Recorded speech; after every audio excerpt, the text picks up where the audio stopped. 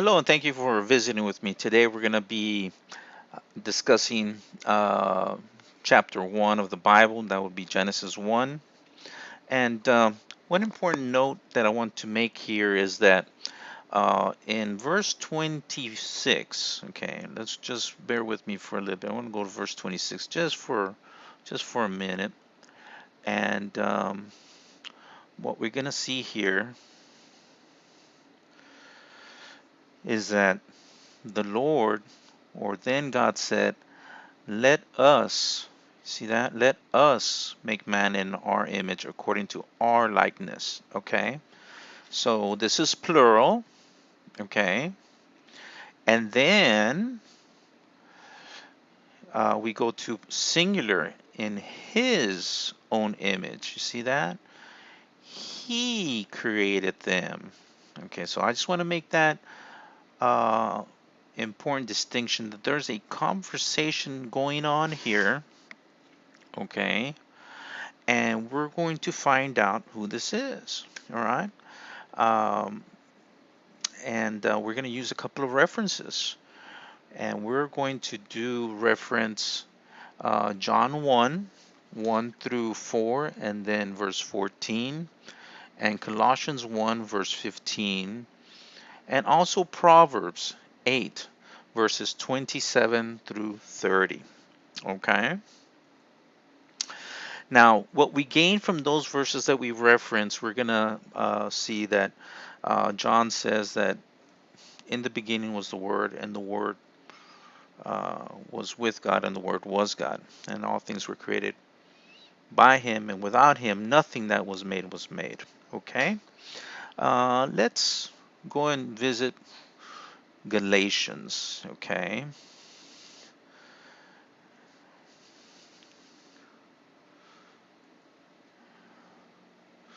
Galatians 1:15. Okay? For by Him all things were created that are in heaven and that are on earth, visible and invisible, whether thrones, dominions, or principalities or powers. All things were created through him and for him. Okay? So now that we got the background, who's the him? Well, we know that that is none other than our Lord Jesus Christ. Okay? So now that we know that Jesus Christ is at the beginning with God, because he is God, now we have a picture of the Trinity. We have the Father and we have the Son.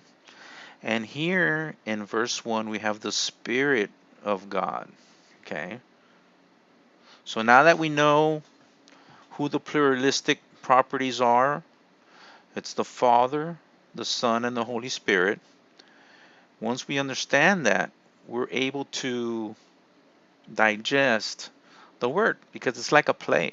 Once you know who the characters are talking, the roles, it's easier to understand the play. Same thing here. Okay? So if we go to Genesis 1, in the beginning of what? The beginning of time, the beginning of the universe, our existence as we know it right now. Okay?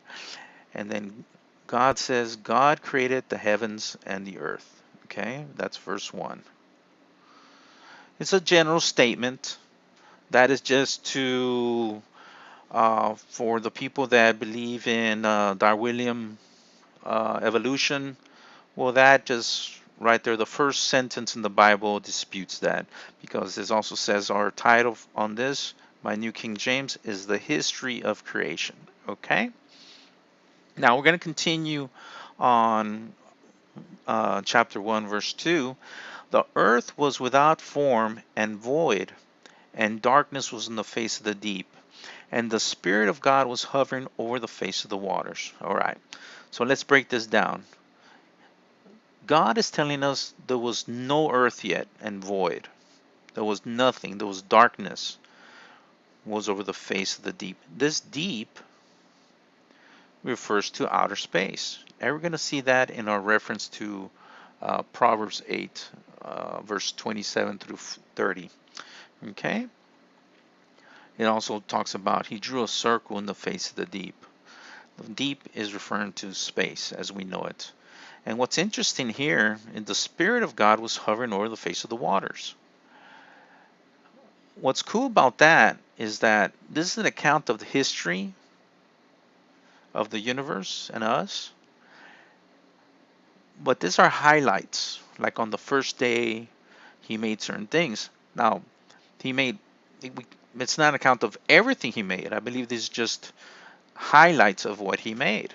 All right. So obviously the water was also created on the first day. It was already there. Let's go to verse 3. Then God said, let there be light. Now this is where it's important to distinguish who's talking.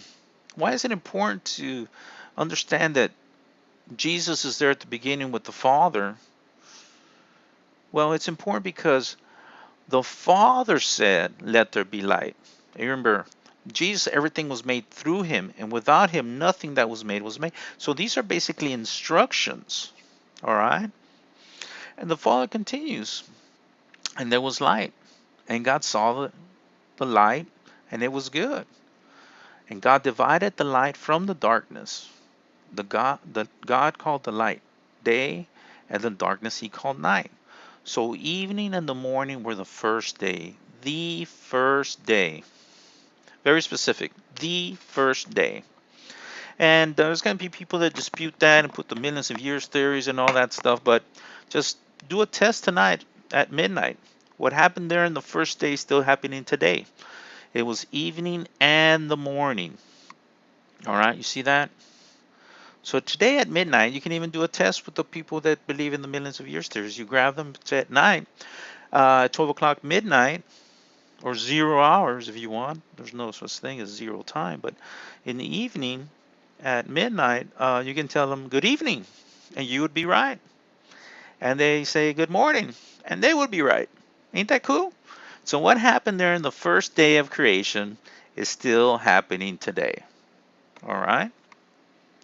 Like I said, in verse 6, then God said, let there be a firmament in the midst of the waters, and let it divide the waters from the waters. So these are instructions that the Father is speaking to the Son. All right? Because who made everything? Jesus. So Jesus too, thus God made the firmament. Jesus. Jesus is God. That's right. Okay? So we can continue reading. Uh, and let the water, let the divide the waters from under the firmament, which from the waters which are above the firmament, and it was so. And God called the firmament heaven. So it was evening and the morning were the second day. Again, it's very specific. The second day. Okay. Again, if we get the zest of what's going on here, these are quotes in my Bible highlighting who is talking, and again, these are instructions to the Son. All right. Now, I'm going to try to get or make these videos short, try to just go on the important topics to make it easy to understand, because people, you can read this on yourself. What I'm trying to focus on is what you haven't been told in church, or if you're studying on your own, to try to help people make a little bit more sense and make it easy to understand. All right. So here, all right. So we left off on the second day. So he made the heavens on the second day. Okay. And then this is important here. Let the earth bring forth grass, the herb that yields grass and seed, and the fruit that yields fruit according to its kind. Those whose seed is in itself on the earth. That is why we have fruit. Okay. This is the definition of fruit. Fruit. The seed is in itself. how true the Bible is. It's still the same today. But anyway, what's important here, he made this on the third day. So you're going to get a lot of people that are going to tell you, hey, wait, see, the Bible can't happen. This is not true. It can't be true because uh, there's no sun yet. All right. This is the fourth day, and we have vegetation, but yet he did not make the sun till the fourth day. Wow. So, as a believer, what would be the answer to that? Well, very simple. History repeats itself. And we know that in Revelation, and I have to look at the reference, but Revelation, I believe it's 12. I'll check. I'll post the reference to that. But anyway, uh, what to surmise what it says that when there's a new heaven and new earth, we're not going to have need of the sun or the moon because we're going to get the light from Him. And this is the same thing that happened back then. Jesus sustained everything, sustaining still today. So the light that He gave was sustaining the plants. He gave them life. All right. So on the fifth day, okay, on the fourth day, He made the sun and the moon. And this is important here. Let them be for signs and seasons, and for days and years. All right. And that is still true today. That's how we have our calendar, and that's how we have our days and nights and months and year, based on the sun. Well, based on the signs that He put up there for us for the seasons, you know. So this is still true today. All right. So then again in verse 16, then He made two great lights. Okay, so who made the two great lights? Jesus Christ. He made the stars also. Okay, and then this is beautiful. God set them, all right, in the firmament of the heavens to give light on the earth. All right, so there was already light.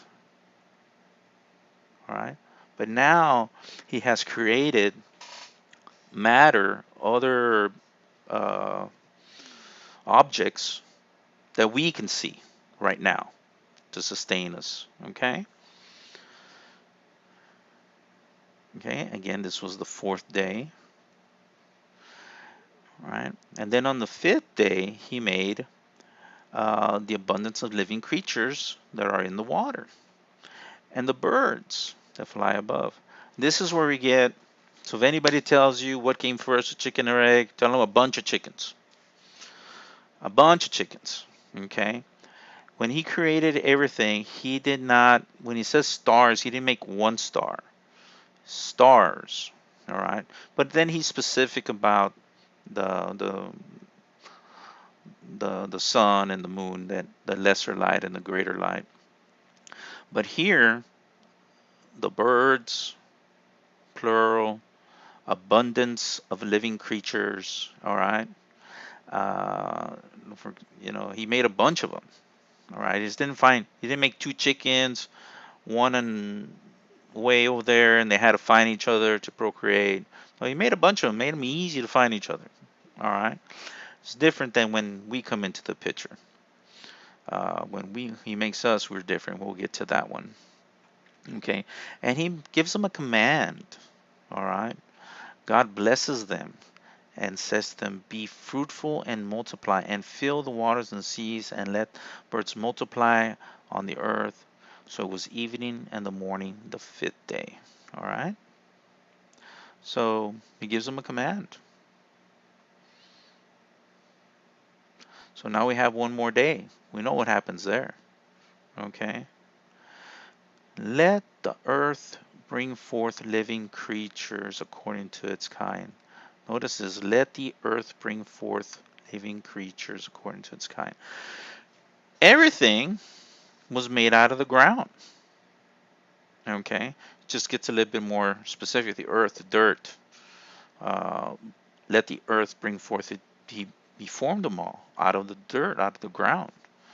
The cattle, the creeping thing, the beast of the earth, according to its kind. Now, this is important. Beast of the earth. Okay, the beast. I believe also this is where he made Satan on the sixth day. Okay, because remember everything was created in 6 days and rested on the seventh, and we can see that reference in Exodus 20. All right, Moses is talking, and obviously he wasn't there at the beginning, so somebody told him it was 6 days. All right.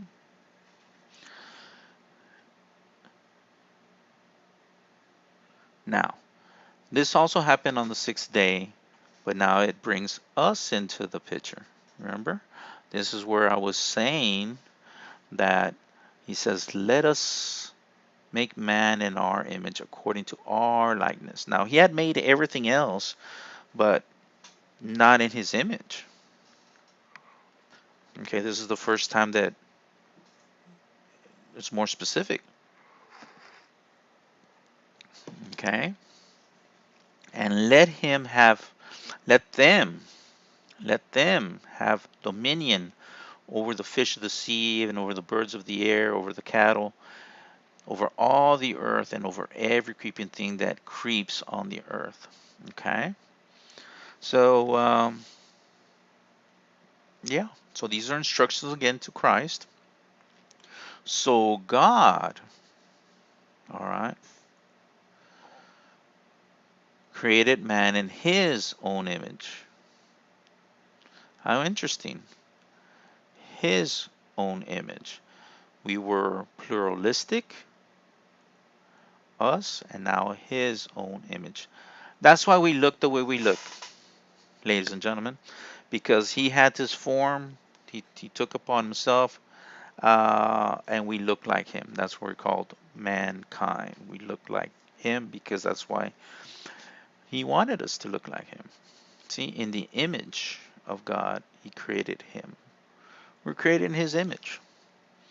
He does look like us. And obviously, he walked around when he was here that with the disciples and many other people saw him. But he's also here in the Old Testament. Okay, when he chooses to, he takes that form. Excuse me. And guess what? We also have the same command. He says to be fruitful and multiply and fill the earth, so do it, have dominion over it, the fish of the sea, and over the birds of the air, and over every living thing that moves on the earth. All right? So this is a little bit different than the rest of the animals. He also commanded them to be fruitful and to multiply. But here we have what? We have power, we have dominion. All right? And I say power because we can see when people abuse that power, what could happen. So power could be used for good and it could be used for evil. All right? And then see, this is now he says, see, I have given you. So who is he talking to? He's talking to Adam and Eve. All right? Because he made them what? Male and female. We go in more details of the creation of Adam and Eve in chapter 2, but for right here, I have given you, he's talking to them. All right? Every herb that yields seed, which is on the face of the earth, and every tree whose fruit yields seed, to you it shall be for food. Okay? So these are just instructions that what they had to eat. The beasts of the field also. Every bird, the creep, okay, have given green herb for food. So there was no death. There was no predator prey kind of situation there. All right. God saw everything that He had made, and indeed it was very good. Notice that it was very good. Because all the other days that he said he makes something is good. This is very good.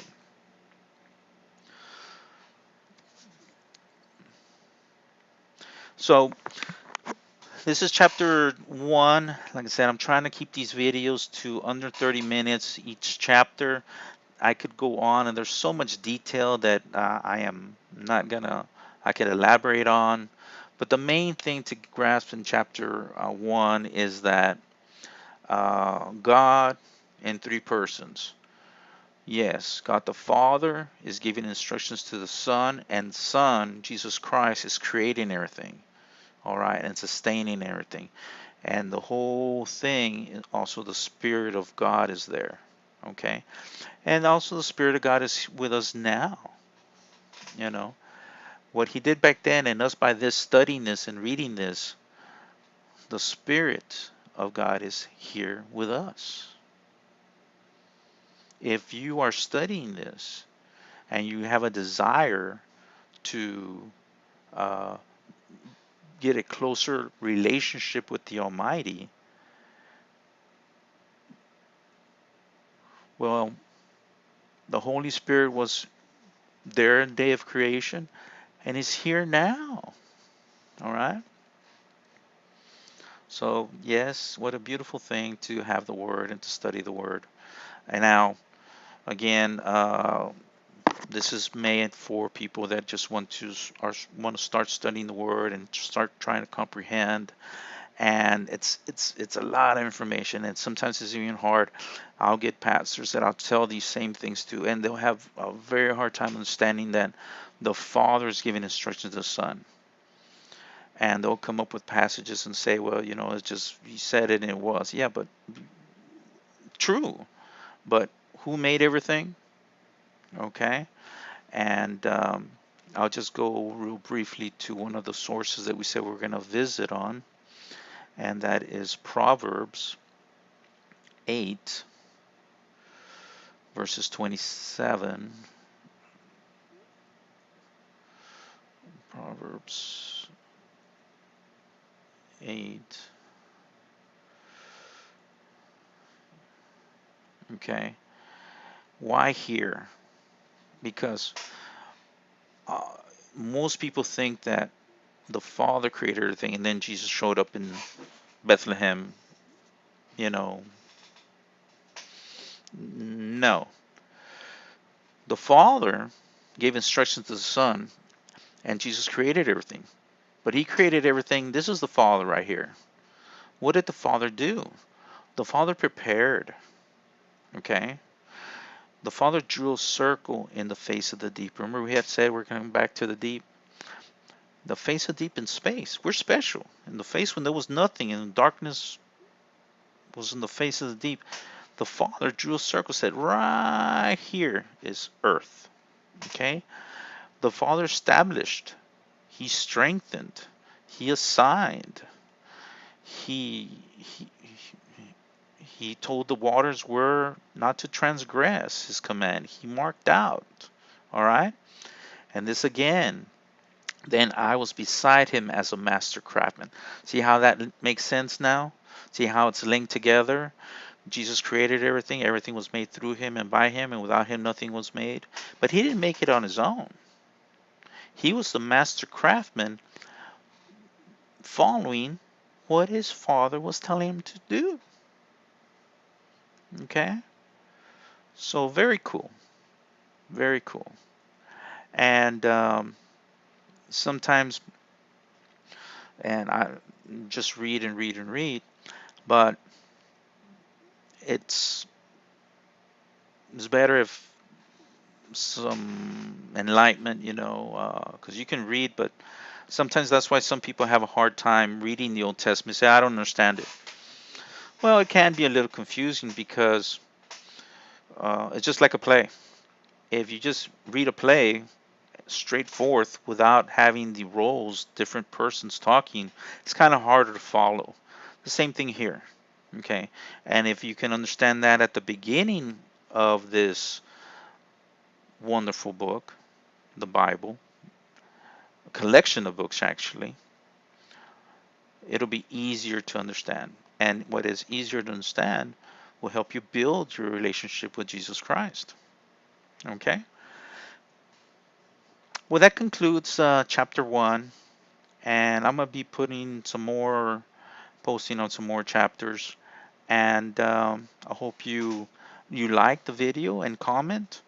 And thank you very much.